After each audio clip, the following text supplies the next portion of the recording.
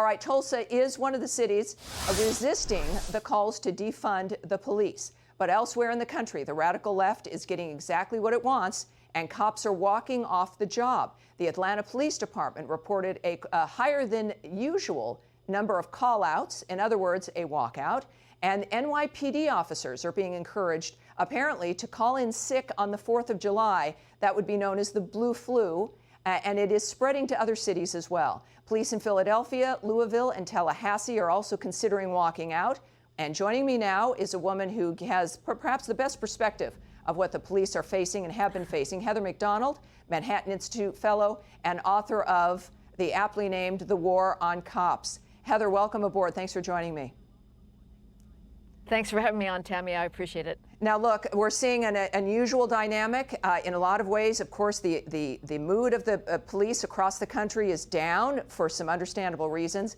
What is it going to take for Democrat mayors and city officials? Because I think in general, Democrats do care about their cities. They care about the lives of people. We heard that in that leaked call from Chicago. What is it going to take for people to stand up for the police officers, which provide social cohesion in every city, whether it be blue or red? Well, I think you're being a little too generous. It took about 3 decades of increasing crime in New York City for voters to throw out the existing Democratic political structure there and bring in a mayor that actually did care about the lives, the thousands of lives that were being lost in the black communities. It turns out ideology is a lot more powerful than even a mayor's interest in being reelected. What's happening to the police in this country, Tammy, is tragic and outrageous. They are living under the effects of a lie. All of them are being painted as racist, systemically racist. The reality is we don't have a policing problem in this country. We have a crime problem. The police are in the neighborhoods that they are because that's where people are being victimized. That's where the drive-by shootings are occurring. That's where the children are being shot in their homes, in their backyards. The police don't wish that reality. It's forced upon them. The rest of the country turns its eyes away from them. The cops are understandably and incredibly demoralized. No other profession lives under the burden of this hatred. And what they're experiencing in the streets now when they try to make an arrest, people are interfering, they're throwing things at them, they're cursing at them. It is completely understandable that they're backing off because they're being told that it is racist to try to protect lives in minority communities. You know, it's understandable. This has to change. But one of the problems, I have to say, Heather, one of the problems is, and I love the police, I'm a law and order kind of gal, but when you do retreat, of course, the communities that are hurt first are minority communities. You've got, they're calling the police as much as anyone else is. They're reliant, they don't have money for private security. They don't have gated communities, if you will.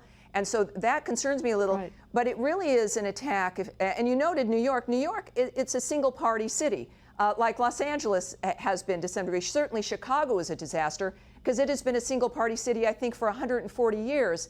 Isn't this really about leadership and the messaging it sends to the community about the police? And if leadership doesn't respect the police, why should the people respect them? It's absolutely about leadership. These leaders can ask their police chiefs, tell me the reality of crime. They can be out there in front saying the police are not racist. We need the police. Our communities need the police. Instead, the leaders are pandering to the most radical elements in their cities, and they are selling out those thousands of law-abiding residents of minority communities. So what it's going to take, I don't know, Tammy, and it is a dilemma. But it is, as I say, what are the cops supposed to do? Because they are terrified that they're going to face another rush to justice like we've seen in Atlanta, completely unjustified murder charges. They're experiencing from a small segment of the community extraordinarily contempt.